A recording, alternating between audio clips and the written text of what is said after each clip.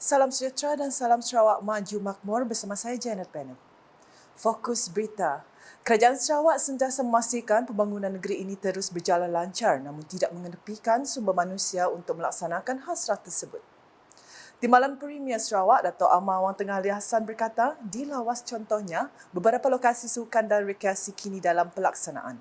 Katanya pelibatan daripada badan bukan kerajaan NGO juga perlu diperbanyakkan bagi bersama menganjurkan aktiviti.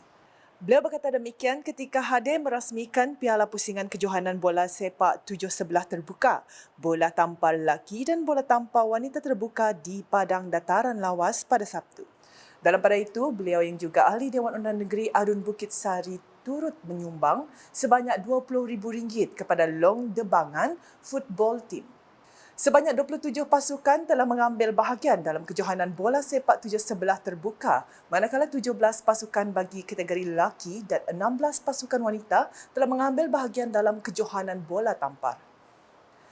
Sementara itu, suasana warna-warni memeriahkan Cebu Street Parade 2023 sempena sambutan perayaan 60 tahun Sarawak Merdeka yang berlangsung di dataran Tun Tuanku Bujang pada malam Sabtu.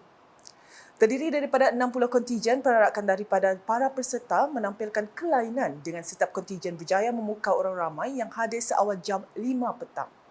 Kontijen terdiri daripada agensi kerajaan, Jawatankuasa Kemajuan dan Keselamatan Kampung, JKKK, Persatuan NGO dan turut disertai sekolah menengah di Bandar Sibu. Terdahulu, Timbalan Menteri Pelancongan Industri Kreatif dan Seni Persembahan Sarawak, Datuk Sebastian Tin Chiu Yu, menyempurnakan acara pelepasan kontijen. Perarakan berkenaan turut dimeriahkan dengan kehadiran Menteri Pelancongan Industri Kreatif dan Seni Persembahan Sarawak, Datuk Seri Abdul Karim Rahman Hamzah, sebagai tetamu kehormat acara perarakan bagi mewakili Premier Sarawak, Datuk Patini Tan Sri Dr. Abang Abdul Rahman Zuhari, Datuk Abang Openg. Turut hadir Timbalan Menteri Pendidikan Inovasi dan Pembangunan Bakat Sarawak, Datuk Dr. Anwar Rapai, Timbalan Menteri Infrastruktur dan Pembangunan Pelabuhan Sarawak, Yesini Aidil Lariwo, Timbalan Menteri Kesihatan Awam, Perumahan dan Kerajaan Tempatan Sarawak, Michael Tiang Ming Ti dan Timbalan Setiausaha Kerajaan Sarawak Operasi, Datuk Hee Chang Ki serta tetamu yang lain. Selain perarakan, Cebu Street Parade 2023 turut dimeriahkan dengan persembahan artis popular tempatan termasuk Ricky Anderson, Air Relief, Rames Walter dan juga kumpulan akapela Chiang Eng serta Hyper Egg. Pertunjukan bunga api turut memeriahkan acara kemuncak tersebut.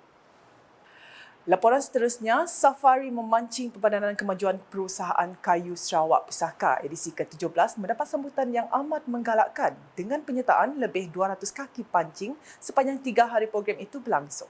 Timbalan Menteri Perancangan Bandar Pentadbiran Tanah dan Alam Sekitar Sarawak, Datuk Len Talif Saleh telah menyempurnakan majlis sekaligus melakukan simbolik pelepasan peserta bagi kategori pesisir di Terminal Penumpang Tanjung Manis pada Sabtu. Dalam ucapannya, beliau berkata banyak lagi aktiviti yang telah dijalankan dan kemeriahan program ini bakal diserikan lagi dengan kedatangan Premier Sarawak pada Ahad untuk majlis penutupan. Jadi tahun tu ada kelainan sedikit, special sedikit, kerana banyak pengisian yang lain selain daripada pocong-pocong lah, selain daripada karaoke dan sebagainya dan pertandingan memasak. Kerana tahun tu alhamdulillah Yang Berhormat Premier kita dapat datang penutupan esok hari petang. Tambahnya, Premier Sarawak akan datang pada sebelah pagi untuk melihat perkembangan penanaman dukun oleh Perbadanan Perhutanan Sarawak SFC sebelum ke majlis penangguhan program itu pada sebelah petang. Datuk Len dalam pada itu amat berterima kasih kepada pusaka kerana berjaya menganjurkan safari ini dan berharap akan diteruskan pada tahun-tahun mendatang dengan lebih meriah lagi kerana ia memberi impak besar kepada komuniti khususnya di Tanjung Manis. Beliau juga berharap komuniti setempat mengambil peluang ini dengan memasarkan produk masing-masing sekaligus dapat meningkatkan pendapatan. Dalam perkembangan lain, Datuk Len yang juga Adun Kuala Rajang berkata sebanyak RM30 juta telah diluluskan oleh Kerajaan Sarawak untuk kerja-kerja penanaman berbola tukun tiruan bagi tujuan komersial dan sukan memancing. Jelasnya, kerja-kerja penanaman bola tukun tiruan tersebut akan dilaksanakan oleh Perbadanan Perhutanan Sarawak SFC di sepanjang pesisir Kampung Rajang. Beliau berkata demikian semasa menyempurnakan program penanaman berbola tukun tiruan itu di pesisir Kampung Rajang pada Sabtu. Dalam pada itu, Datuk Len menyerahkan tanggungjawab menjaga kawasan tersebut kepada penduduk Kampung Rajang agar tidak diceroboh oleh orang luar.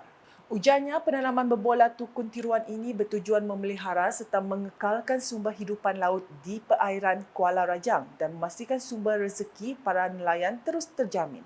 Selain itu, ia juga merupakan sebahagian daripada program Tanggungjawab Sosial Kooperatif CSR SFC untuk komuniti setempat dan merupakan sebahagian dari program tukun tiruan bernilai RM70 juta yang sedang giat dilaksanakan di seluruh perairan Sarawak. Paparan selanjutnya, Kejiranan Mesra Salak telah mengadakan pertandingan hiasan landscape dan bunga bersempena dengan Hari Bandaraya 2023 di Dewan Serbaguna Kampung Pasir Pandak, Kuching pada Sabtu. Timbalan Menteri Utiliti dan Telekomunikasi Sarawak, Dato' Dr. Abdul Rahman Junaidi berkata, program kemasyarakatan seperti ini memberi peluang kepada penduduk kampung berkumpul bersama selepas 2 tahun tidak dapat melaksanakan sebarang program. Beliau berkata demikian semasa menyempurnakan pertandingan tersebut.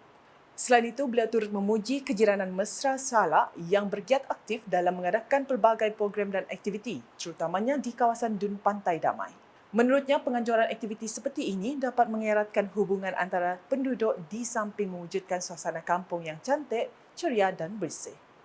Selain itu, Dato' Dr. Abdul Rahman bersama skuad prihatinnya telah bersama turun padang bagi menyampaikan sumbangan kebajikan di bawah zon Telaga Air dan zon Santubong bagi kawasan Dun Pantai Damai di Kuching pada Sabtu.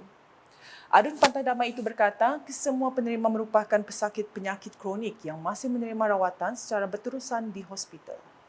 Justru beliau berharap sumbangannya dapat membantu dalam meringankan beban yang dihadapi oleh para pesakit serta keluarga.